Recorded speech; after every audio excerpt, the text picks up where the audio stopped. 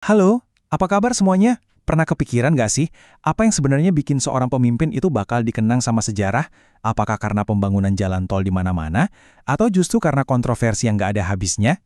Nah, kalau kita ngomongin Indonesia di era modern ini, kayaknya nggak ada sosok yang lebih pas buat jadi bahan renungan kita selain Joko Widodo. Ceritanya tuh, wah, benar-benar kompleks dan penuh liku. Jadi, ini dia pertanyaan utamanya.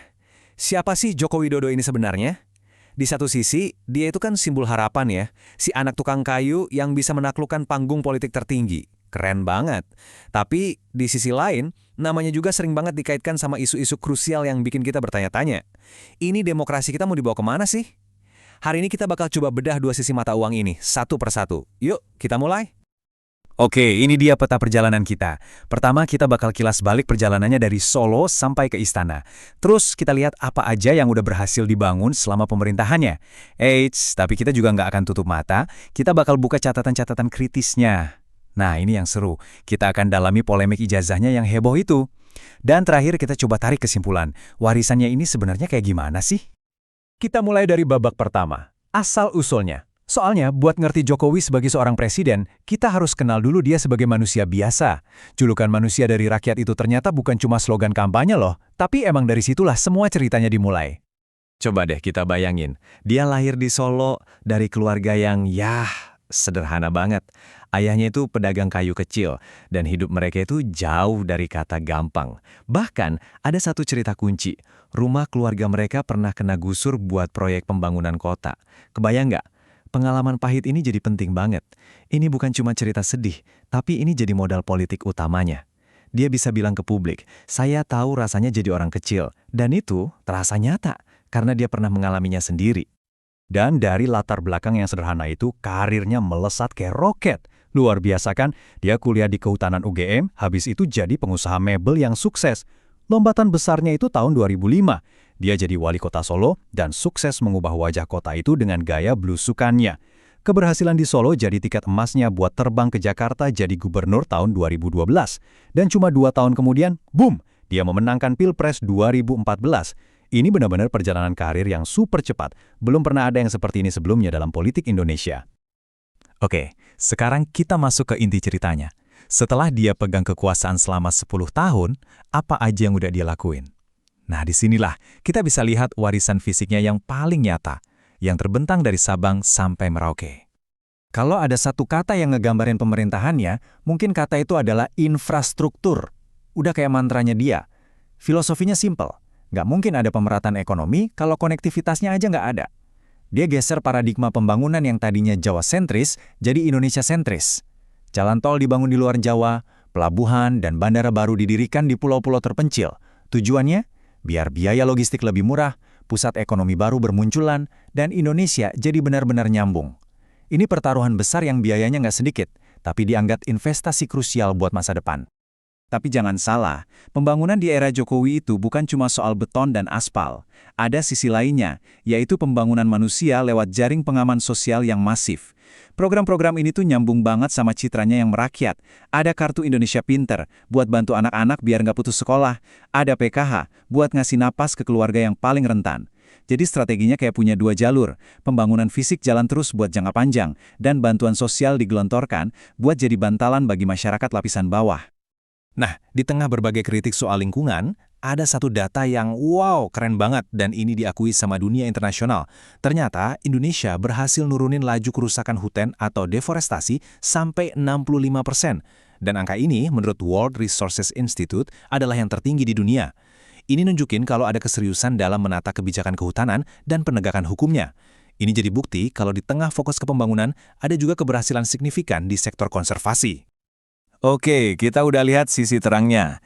Tapi analisis yang adil itu harus berani membalik medali dan ngelihat sisi lainnya yang lebih gelap.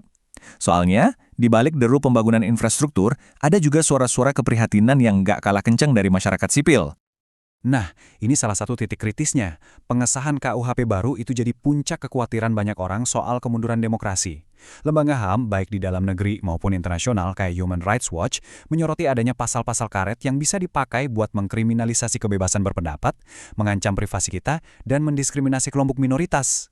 Jadinya paradoks kan, di satu sisi memodernisasi ekonomi, tapi di sisi lain produk hukumnya dianggap malah mundur ke belakang. Coba deh kita lihat perbandingan ini. Ada jurang yang cukup lebar antara janji dan kenyataan. Pemerintah selalu bilang berkomitmen melindungi HAM. Tapi, laporan di lapangan nunjukin gambaran yang beda. Kasus intoleransi masih terjadi. Pendekatan keamanan di Papua terus menuai kritik. Dan kita semua tahu fenomena no viral, no justice kan? Rasanya kalau sebuah kasus nggak viral di media sosial, susah banget dapat keadilan. Kesenjangan inilah yang jadi amunisi utama para kritikusnya. Oke, dari isu-isu kebijakan yang besar, sekarang kita geser ke sebuah kontroversi yang sifatnya sangat personal, tapi dampaknya bisa mengguncang kepercayaan publik. Ini adalah kisah tentang selembar kertas yang jadi medan pertempuran politik. Jadi, apa sih sebenarnya inti dari tuduhan ijazah palsu ini? Intinya ada klaim kalau ijazah S1 Kehutanan yang diterima Jokowi dari UGM tahun 1985 itu dokumen palsu. Tuduhan ini sebenarnya bukan barang baru, tapi isunya meledak jadi isu nasional di akhir 2022. Dan ini bukan lagi sekedar serangan personal biasa. Tuduhan ini secara langsung menantang integritas presiden, kredibilitas salah satu universitas terbaik di Indonesia, bahkan kemampuan aparat hukum kita. Data ini nunjukin betapa efektifnya tuduhan ini dalam memecah belah publik. Coba lihat angkanya. Walaupun lembaga-lembaga resmi udah ngasih klarifikasi, sentimen negatif di media sosial tetap dominan, hampir setengahnya. Ini menunjukkan kalau isu ini udah bukan lagi soal fakta dan hukum, tapi udah jadi perang persepsi.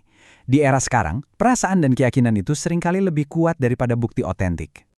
Pertarungan ini terjadi di banyak arena. UGM sebagai alma maternya langsung bilang kalau ijazahnya asli. Baris Krim Polri setelah investigasi juga sampai pada kesimpulan yang sama. Tapi pihak penuduh nggak mau terima. Mereka terus menempuh jalur hukum, menggugat ke pengadilan, dan menuntut macam-macam. Sampai akhirnya Presiden Jokowi sendiri yang awalnya cenderung diam, ngambil langkah proaktif dengan melaporkan balik para penuduhnya atas pencemaran nama baik. Lini masa ini nunjukin gimana drama ini terus memanas. Dari gugatan biasa di tahun 2022, eskalasinya terus naik. Puncaknya itu di pertengahan 2025. Polisi naikin status laporannya Jokowi ke tingkat penyidikan. Dan yang paling dramatis, presiden yang masih menjabat diperiksa sebagai saksi di kota kelahirannya. Di sana, dia sampai menyerahkan semua ijazah aslinya, dari SD sampai universitas. Sebuah langkah yang belum pernah terjadi sebelumnya. Gak lama setelah itu, giliran para penuduh utamanya yang dipanggil dan diperiksa polisi. Nah, setelah melewati perjalanan panjang ini, dari kisah inspiratif, capaian pembangunan, catatan kritis, sampai skandal personal, kita akhirnya sampai di babak akhir. Gimana cara kita merangkai semua potongan puzzle yang kelihatannya saling bertentangan ini jadi satu gambaran utuh tentang warisan seorang Joko Widodo? Tabel ini bisa kita anggap kayak rapor akhir kepresidenannya. Di kolom nilai plus, jelas ada pembangunan infrastruktur yang nggak bisa dibantah, ada reformasi birokrasi yang mempermudah bisnis, dan ada program kesejahteraan sosial yang langsung dirasakan masyarakat. Tapi di kolom nilai minus, ada PR besar soal HAM yang belum tuntas, tantangan lingkungan yang masih berat, serta persepsi publik bahwa pemerintah kadang kurang responsif sama kritik. Pada akhirnya, mungkin ini kalimat yang paling pas buat merangkum semuanya. Warisan Jokowi itu adalah sebuah paradoks. Ada kemajuan nyata yang bisa kita lihat dengan mata kepala sendiri. Jalan tol, bendungan, bandara. Tapi, kemajuan fisik itu seolah berdiri di atas fondasi demokrasi yang menurut sebagian pihak justru sedang terkikis. Ada kemajuan materi, tapi ada juga kekhawatiran tentang kebebasan sipil dan masa depan HAM. Sebuah warisan yang solid sekaligus juga rapuh. Pertanyaan ini membawa kita kembali ke awal. Dan ini bukan lagi cuma soal Joko Widodo. Kisahnya ini jadi cerminan zaman kita, di mana narasi bisa lebih berkuasa daripada fakta. Ketika data pencapaian dan laporan pelanggaran HAM bisa ada di ruang yang sama, dan publik terbelah sesuai keyakinannya masing-masing, lalu berdasarkan apa sejarah akan menuliskan penilaian akhirnya? Ini pemikiran yang akan terus relevan, jauh setelah panggung politik berganti pemeran. Jadi gimana? Seru bukan? Nantikan cerita lainnya hanya di Epic Kertas. Dan jangan lupa like dan subscribe-nya ya. Bye!